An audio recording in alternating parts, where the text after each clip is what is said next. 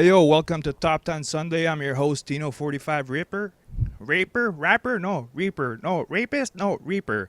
Reaper. Reaper. If you have kids listening in, make sure they GTFO because this shit's about to get real motherfucking raw. And if you're Real not fast. happy with what just said, suck on a motherfucking hockey stick. This week, we have two guests.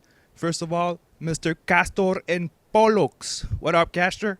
Hey, going. Thanks for having me. Welcome, everybody. Fuck everybody. 3 times owner in LG, season 16 Jack Adams winner, currently superstar D on the Toronto Maple Leafs, fucking what, 18-0? No, we are 14-4. We're, Not bad for a fucking Maple Leafs team. Oh, yeah. Especially all the no-shows, all the ECUs we've used. The AHL has helped us out through a solid last 2 weeks. I think every single person has played a game for us from the AHL, so it's a big guy. Fuck, the scrubs are putting in numbers, man. The fuck? But you guys are the Toronto Maple Leafs and that jersey's cursed, so you guys are gonna next fucking 72 games you guys are losing for sure. And you have fucking overpaid Space Jam on your fucking team? You gotta be kidding me, dude. Dude, that dude is a fucking Jesus with a stick, man. Oh my god. Does he walk on ice? Oh, dude, he is ridiculous. Has He's honestly worth every penny, man. Has Jesus put his stick in your mouth yet? Maybe once or twice. It slipped in. So if you're hearing the back vocals done by ERICE30, he's the other guest. AHL Monster GM owner, whatever the fuck you guys are called in the AHL, and the LGHL magazine director. What's up? What's up, Tino? What's up, Castor? How y'all doing tonight? Oh, not bad, man. Just chilling and hanging with two great dudes. Yeah, man. I'm glad to be here. Thanks for having us on, Tino. Don't thank me. Thank the community. Because It's they for ask. the community. Everything that we do is for the fucking community. They don't give a Everything. fuck. How so? I don't Please know. elaborate, dude. We want to know why don't they give a fuck? The ungrateful fucks. It's a question that will never be answered because some people just want to play hockey, and that's fine. But no one will ever understand the actual amount of work that we all do to put into this shit. Fucking So. slaves to you guys. It's all Fucking good. slaves. It's for them. Let it be loved and let it be appreciated by the few that do. Yeah, the 7 people that are gonna be viewing us. Ah. You probably felt it, guys. I'm really fucking mad today. Dude, get fucking heated, mad. man. People don't know, man. Time is money, and we really do like sacrifice a lot of time to do these media projects for people. You know, Top 10, the magazine, the Insider. The NHL doesn't really have that much content, but the CHL's got content. Like everyone that does this type of stuff really puts in a lot of time, work, effort, sweat, a few tears. Sperm. Sperm has touched the notepad. And even blood. I mean, you get a paper cut and you're bleeding on the page on your notes, and you're like, "Fuck, I gotta keep typing." So it is what it is. Just So- go hard. Let's talk about trade requests, aka trade demands. Should we keep or remove that shit? Castor. Me personally, I think in the lower levels, I think they should be definitely taken away, especially training camp players, CHL players, being able to ask for their rights being traded. And, yeah, I mean, training camp guys in general, you know what I mean? They're not even playing, and they're demanding trades. Or the whole wave system, at the lower levels, I think that should be monitored as well. For again, if you demand a trade, and I mean, I think if you can't get traded, I don't think you should be out there for free. You know what I mean? Because most people will look away from a trade demand because they're going to think that's a problematic player. It's like, you gotta be a fucking heartless piece of shit to demand a trade. Yeah, fucking management get locked into that. Like after 10 days, you have to either trade him or waive him. So it's pretty fucking heartless, guys. Stop being fucking divas, you fucking pussies. Someone down here on the minor league level and myself, for multiple seasons as a GM, I've never had a player ask for a trade request, but I actually believe in it. I think it gives. I mean, if you're a GM, you should be drafting players that are in it for everything. You know what I mean? Not just things get rough and they ask for a trade. That's not a team player. That's not what this league was built for. This is for teams. You work at it. You get better. You don't just give it a week, You don't give it 72 hours and ask for a trade. You give it time. You give it growth. Don't throw it in the microwave, cook it up, and think it's going to be good. You got to prepare this shit. Cook it, and that's the way it is. People that ask for trades, are they divas? Maybe a little bit, unless they're playing for a real asshole of a GM. But as a GM, Like you, right? no, I've never had one player ask for a trade request. So I mean, you know what I mean? I've always tried to manage for the overall team. You know what I mean? Not just one player, but I've always tried to bring in players that are there for the team and not themselves. So Yeah, but that doesn't always happen. If you have a chance to get a not. guy that's really skilled, you're gonna go straight up for him, right? You don't give a fuck, I mean, dude. the Toronto way might be the right way to do it. You're absolutely right. I've always believed in more of a team approach, and that's just me. I mean, right now we're sitting in a shitty spot. Maybe my philosophy is not working this season, but every other season we've made the playoffs. Hold on a second. We are in week 2. No matter how bad your team is doing, we are in fucking week 2. Oh, Things change in the fucking clap of a hand or whatever the fuck you English people use expression for that shit, because I don't know it right now. Help me. Look, bottom line, trade requests, I do think it's a good thing. If a player asks for one, there's definitely got to be a reason, or he's just being a dickhead. It's one or the other. So it's a case-by-case basis, but they should definitely have the right to request a trade. I don't know. Me personally, I think it paints a GM into a corner because at the end of the day, a majority of these owners look at it, oh, well, he's demanding a trade. In a way, I look at it, that player's already quit on his team. Especially this early in the season, he's quit on his team. There's a high chance the only ones that are going to trade for him are probably the teams that he already wants to go to. You know what I mean? Most definitely. Yeah, if you I've said it many times. If you sign up to a 6v6 league, remember this is not the fucking ESHL. You have a chance of being picked up by someone who you don't know, and you're gonna be playing with fucking randos at some point of your career. If you don't want to do this, get the fuck out of our league. That's not the way. On the flip side of that, though, on a player requesting a trade, and you think he's gonna go to one of his buddies' teams, that's not true. I've seen countless players, or I've known countless GMs that have gotten a trade request, and then to say fuck you to the player, you're not a team guy, you're being a dick. They've traded them to a last place team because if you can get talent, you trade them to a last place team, you're getting picks. You know what I mean? You're taking the best players off of their roster, so it can work both ways for the player. Yeah, you might go with your buddy, but there's a very good chance that you end up on a last place team and you're up shit's creek without a paddle. But you're in management, I'm in management. Kastor's been in management. You're always fucking looking to improve your team. It's not about fucking friendships. It's about fucking making your team better and getting the end result. Most definitely. It most definitely is. Yeah, and there's also a heavy chance that guy's being a dink anyways, and he's, quit on his team. You could trade him to a crappy team, and there's a heavy chance if he's being malicious about it, he's just going to tank out on the other team. I've already heard a couple people who've gotten traded that have already talked about not even playing for that team. I'm sure you've seen the best case in the chat box. I don't know how serious he is about it, but he's talked about not even showing up for his games. And I mean, that's fucked. Whether or not he's serious about it, there are people like that. You know what I mean? He's just an example. I'm not saying that he would do that, but as an example, you know what I mean? There are people like that, though. You know what I mean? I've seen it personally myself, and, me personally, I've only made the mistake of trading like twice for someone who asked for a trade, and I've paid for it a little bit because I saw the attitude that person brought and why he was getting traded. You know what I mean? And if after 7 weeks you're not happy, talk to your management, man. Don't fucking do a formal request. That's fucking snake tactics to the fullest. That's fucking Collusion Watch 2014, man. Yeah, like maybe they should have the trade request open up at like week 4 or something like that. Give it a second for it. Yeah, I mean, like some of these players are making their team trash their whole team concept right off the bat. What they spent a couple weeks putting together. You know what I mean? Yeah, and that's definitely something that should be brought to the PA. Yeah. The PA is there for you guys. I have a LGHL PA reminder here. The LGH. I cannot speak English because I am French from the QC planet. So let's bring it back. The LGHL PA would like to remind the community of the following. Number 1, CHL roster players and training camp players are now allowed to request a trade of their AHL rights. Previously, they were only able to request trades from their CHL team. Players are still only permitted one trade request, which can be used to request a trade on your CHL rights or AHL rights, but not both. Comments? What the fuck is that? I don't know what that. I think someone's eating on the mic. Is that like a That's not me. pop?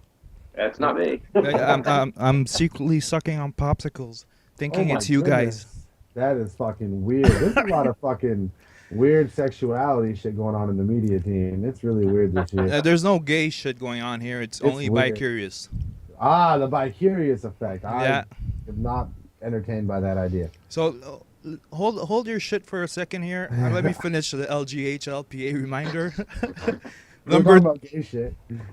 Number 2, please don't talk about wanting to get traded on the chat box. We've seen this occur multiple times already. Bitches. Players risk their request being revoked or being blacklisted by making their request public.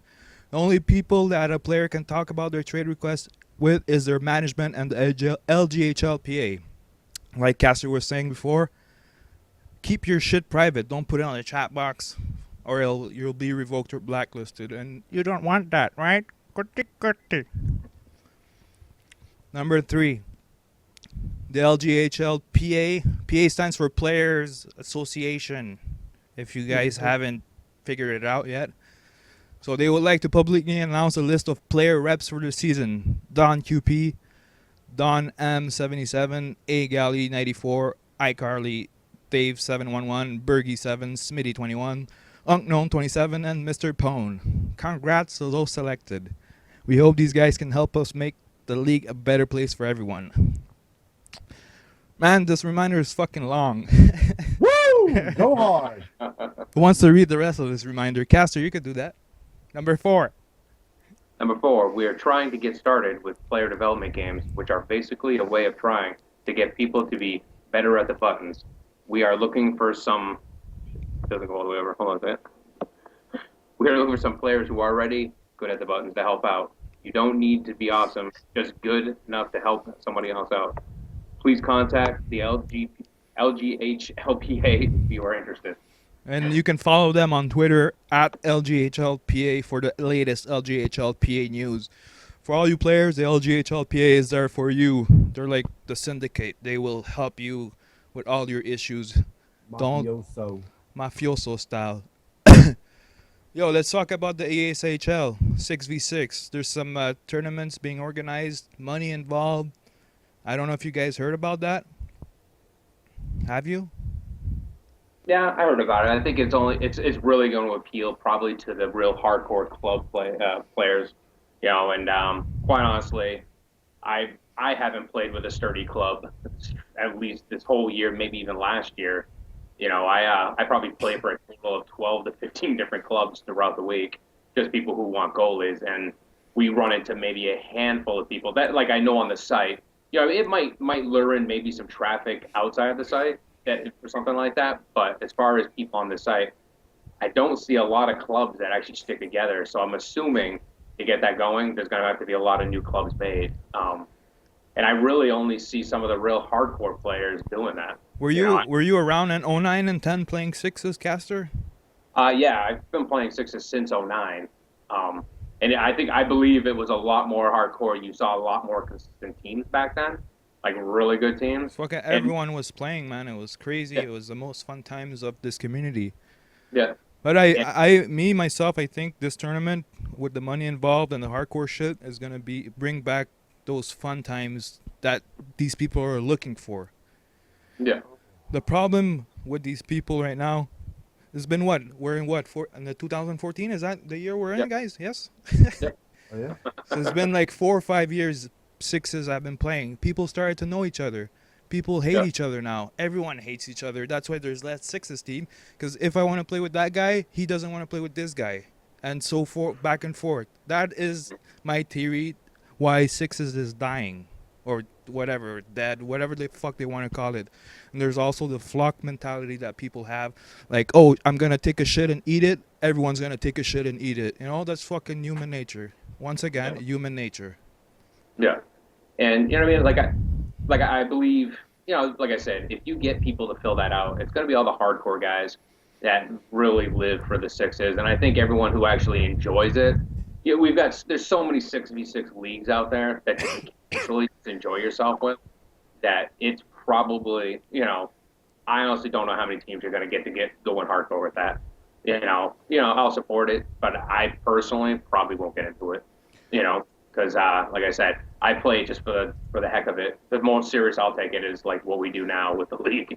But you're telling me if you have a chance to put $10 in a pot, let's say I think if they're going with 8-man rosters, Yeah, $10 a guy, you're not gonna even try that, and like what if you can win a bit of money, and it's gonna be really competitive too, Yeah, well, but it depends if you find a good group of guys. Like me personally, I mean, when I play club, I play more for the hell of it. You know what I mean? I don't really hang out with, we run into some clubs that are really freaking good. Like played Space Jam with Late J the other day in club, and that team is phenomenal. You know what I mean? Like guys like that are going to have a hell of a lot higher chance than like, like I said, I play with 15 different clubs. You know what I mean? And the ones I really enjoy playing don't even play it that serious anymore. You know what I mean? Like the Horsemen and stuff like that.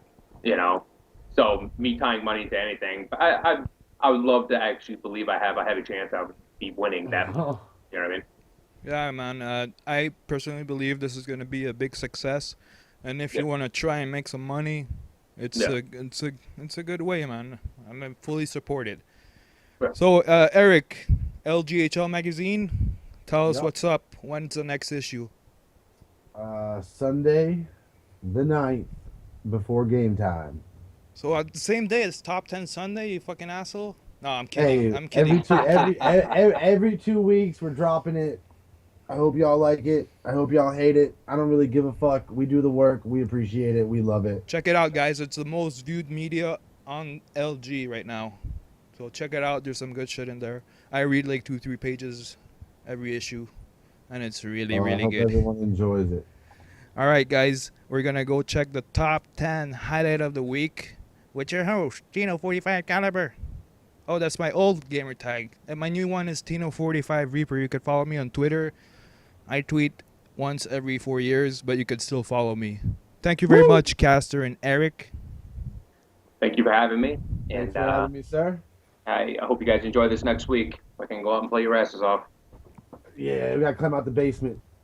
Catch you guys later. Have a good night. Top 10 time. Top 10 Sunday, guys, week 2. Thank you, Dr. 3D Dishes, for bringing us the emo edition of the top 10. Let's get it rolling. Number 10. Got a beautiful tic-tac-toe play. Mr. Pone, Hex, to Haxby putting in number 10, Detroit Red Wings, LGHL. Number 9, you got Sack 99 from the Monsters. Big save here. Big save again. This guy's a freaking monster. Doesn't even wear his name on his back. He wears his team's name on his back. That's what I call heart. Watch that shit here. Number 8. We have the best shooter in the league, SGU shooter. Soccer with the signature spinorama, no look pass, and Lundqvist getting breastfeeded. What he does best, sucking on titties. Number 7, LGHL, George 51 with the low quality submission but the high quality play. Good job, bro. George 51, Charlotte Checkers. Number 6 from the LGHL, we got Nuge from New Jersey. Fucking coning everyone. He usually gets coned, but this time he cones it for the big win. Number 5, LGHL, Dom QP, number 1 scorer in the league right now, and he's showing us why right here. Buddy, you're the best. QC, number 4, LGHL, Mr. Pone. It looks like Ivor Pone, huh? Just big stop here, big breaking skills, puts it in the net. Detroit Red Wings, LGHL. LGHL again, number 3. Got Teach. Fucking teaching people how to jump the boards, man. Get the fuck out. GG. Number 2, LGHL. He beats up cakes. He beats up dicks with his mouth too. Beautiful take, beautiful backhand. There's the proof we can score backhand. And number 1, beautiful, high quality, cellular clip. What the fuck, McKay27? You're really good, but you need to get something better than this potato. But dude, you win the award. The Nevada Athletic Commission has spoken. You win the award, dude. Alright, this is a more serious Tino 45 Reaper. I just want to take the time to thank the community for submitting all these videos. Without you guys, this is not possible. I keep repeating it, but we're very thankful because we love what we do, and it wouldn't be possible with you guys once again. Thank you to my top 10 team, Ozzy, Do23, and Dr. Dirty Dishes. You guys are the best. Easy, really easy people to work with. LG Media, LGHL magazine is coming up today. Check it out. It's going to be an awesome issue. You got CHL Overtime for you CHL guys. Check out Powered on the Boys. And for the AHL Insider, LG Media to the fullest. I'm Tino45 Reaper. Wishing you a very good week. Wishing you some big F's in your report cards. See you in week 3. Keep submitting these awesome videos. Thank you very much. Baka!